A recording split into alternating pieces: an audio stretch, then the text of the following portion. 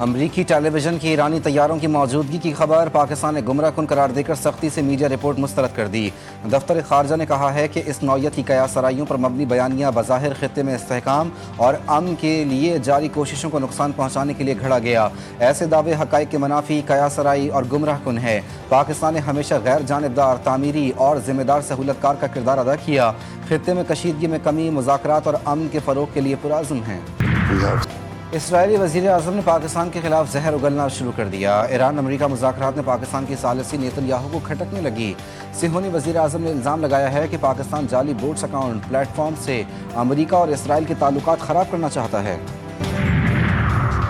مذاکرات یا جنگ؟ امریکہ کا ایران کے خلاف نئے عسکری آپشنز پر غور۔ امریکی صدر نے وائٹ ہاؤس میں اہم سیکیورٹی بیٹھک بٹھا لی۔ تہران کے خلاف آئندہ کی حکمت عملی پر غور۔ محدود فوجی کارروائی سمیت مختلف آپشن زیر بحث۔ اجلاس میں نائب صدر جے ڈی وینس، وزیر خارجہ مارکو روبیو، وزیر دفاع Pete Hegseth, C I A director John Ratcliffe, White House ایلچی اسٹیو وٹکاف اور اعلیٰ فوجی قیادت کی شرکت۔ امریکی حکام کے مطابق زیر غور تجاویز میں آبنائے ہرمز میں بحری نگرانی کے مشن کو دوبارہ فعال کرنا بھی شامل۔ مشرق وسطیٰ کا سمندر پھر خطرناک محاذ میں تبدیل۔ امریکہ دفاعی نظام کا انتہائی خفیہ اور طاقتور ہتھیار میدان جنگ میں لے آیا۔ جوہری صلاحیت کی حامل اوہایو کلاس آبدوز جبرالٹر پہنچا دی۔ امریکی بحریہ کے مطابق یہ آبدوز سمندر سے جوہری وار ہیڈ لے جانے والے بیلسٹک میزائل داغنے کی صلاحیت رکھتی ہے۔ دوسری جانب ایران کی آبنائے ہرمز میں سخت نگرانی بھی جاری۔ ایرانی تجاویز احمقانہ ہیں، انہیں کوئی قبول نہیں کر سکتا۔ امریکی صدر کا ایرانی تجاویز پر رد عمل۔ میڈیا سے گفتگو میں کہا، جنگ بندی معاہدہ بستر مرگ پر آخری سانسیں لے رہا ہے۔ آبنائے ہرمز میں پروجیکٹ فریڈم دوبارہ شروع کرنے پر غور کر رہے ہیں، لیکن فی الحال کوئی حتمی فیصلہ نہیں کیا۔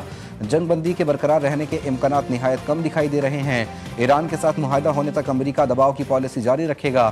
ایرانی تجاویز سے متعلق مزید کہا کہ اوباما اور بائیڈن ہوتے تو شاید ایران کی احمقانہ تجویز قبول کر لیتے۔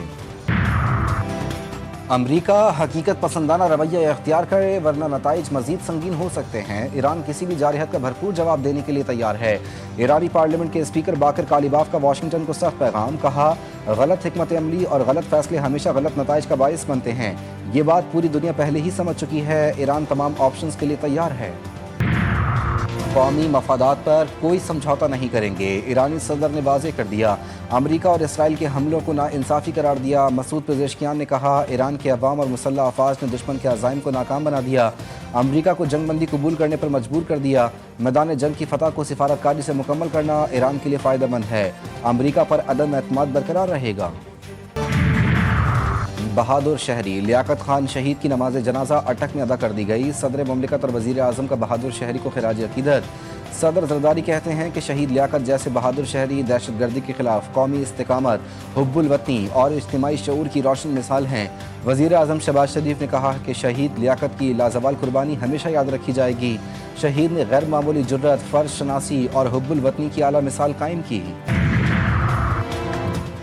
لکی مروت کے سرائے نورنگ بازار میں دھماکہ، 2 پولیس اہلکاروں سمیت 7 افراد شہید، متعدد زخمی۔ بارودی مواد موٹر سائیکل میں نصب کیا گیا تھا۔ سیکیورٹی فورسز نے علاقے کو گھیرے میں لے کر سرچ آپریشن شروع کر دیا۔ وزیر اعظم کا دھماکے میں 7 افراد کی شہادت پر اظہار افسوس۔ وفاقی وزیر داخلہ محسن نقوی کی بھی مذمت۔ وزیر اعلیٰ خیبر پختونخوا نے آئی جی پولیس سے رپورٹ طلب کر لی۔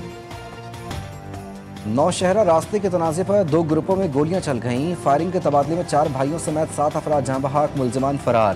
واقعے کی ایف آئی آر درج نہ ہونے پر متاثرہ فریق کا لاشوں کے ہمراہ احتجاج، جی ٹی روڈ بلاک کر دیا۔ حالات بدلے تو اہداف بھی بدل گئے۔ آئی ایم ایف کا پیٹرولیم لیوی 80 کے بجائے اب 160 روپے تک لے جانے کا ارادہ۔ وفاقی وزیر پیٹرولیم علی پرویز ملک پیٹرولیم مصنوعات کی قیمتوں میں اضافے کا نیا راگ الاپنے لگے۔ کہتے ہیں اب پیٹرول اور ڈیزل سستا ہونا تو دور، مزید مہنگا ہونے کے بادل منڈلا رہے ہیں۔ آئی ایم ایف ہدف کے مطابق ڈیزل اور پیٹرول پر لیوی 160 روپے تک لے جانا چاہتا ہے۔ صارفین سے پیٹرولیم لیوی کی مد میں 9 ماہ کے دوران 12 کھرب وصول کیے جانے کا انکشاف۔ دستاویزات کے مطابق صارفین سے پیٹرولیم مصنوعات پر لیوی کی مد میں 12 کھرب 5 ارب 18 کروڑ وصول کیے گئے۔ سب سے زیادہ دسمبر 2025 میں صارفین سے 1 کھرب 57 ارب پیٹرولیم لیوی کی مد میں لیا گیا۔ دستاویز کے مطابق کلائمیٹ سپورٹ لیوی کی مد میں بھی صارفین سے 35 ارب روپے کی اضافی رقم وصول کی گئی۔ Pakistan Zimbabwe women T20 series کا آغاز آج سے ہوگا۔ ٹرافی کی رونمائی کر دی گئی۔ کپتان فاطمہ ثنا کہتی ہیں ون ڈے سیریز میں سب کھلاڑیوں نے بہترین پرفارمنسز کا مظاہرہ کیا. سب کھلاڑی چاہتی ہیں کہ پاکستان ورلڈ کپ جیتے. پاکستان کی بولنگ بہت اچھی ہے, خامیوں کو دور کرنے کی کوشش کر رہے ہیں. خواتین کو ہراساں کرنے والوں کے لیے زیرو ٹالرنس ہے. چاہتی ہوں خواتین سڑک پر نکلیں تو کوئی میلی آنکھ سے نہ دیکھے. کوئی بھی معاشرہ خواتین کے بغیر ترقی نہیں کر سکتا. وزیر اعلیٰ پنجاب مریم نواز کا Lahore college for women university کے 21ویں کانووکیشن سے خطاب.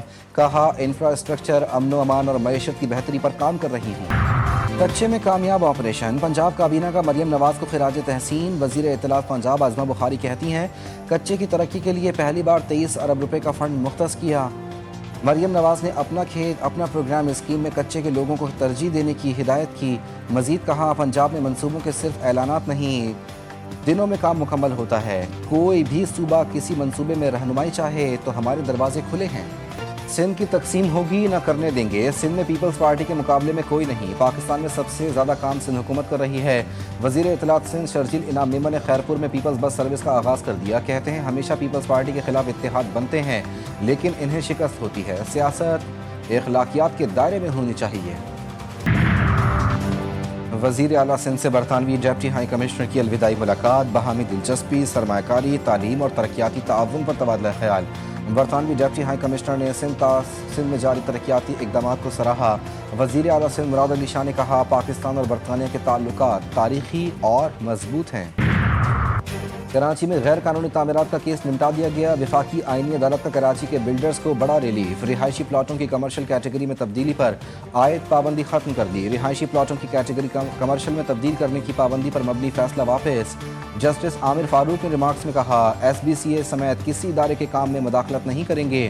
کوئی ادارہ قانون کی خلاف ورزی کر رہا ہے تو متعلقہ فورم اور ہائی کورٹ سے رجوع کریں. از خود نوٹس کا اختیار تو اب ختم ہو چکا. بلڈنگ قوانین کی خلاف ورزی ہو رہی ہے تو اس کے لیے قانون موجود ہے. جامعہ کراچی میں اساتذہ اور ملازمین کا احتجاج شدت اختیار کر گیا. انجمن اساتذہ کی جانب سے کلاسز اور امتحانات کا بائیکاٹ. تدریسی اور انتظامی سرگرمیاں دوسرے روز بھی متاثر. 40,000 طلبہ اور طالبات کا تعلیمی سیشن بھی تاخیر کا شکار. صوبائی وزارت یونیورسٹی اینڈ بورڈ نے تاحال صورتحال کا نوٹس نہیں لیا. اساتذہ کا جامعہ کراچی کو درپیش مالی اور انتظامی بحران کے حل تک احتجاج جاری رکھنے کا فیصلہ.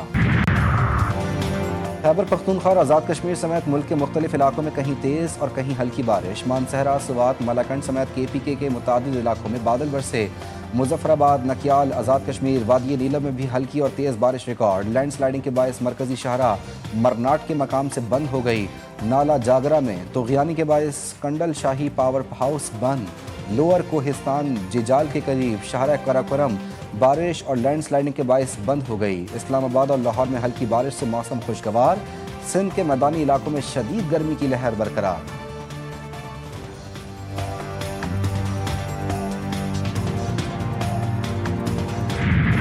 اور سنت ابراہیمی کی ادائیگی کا فریضہ. مویشی منڈیوں میں رونقیں بڑھنے لگیں. خوبصورت اور بھاری بھرکم جانوروں کے دام بھی بھاری بھرکم.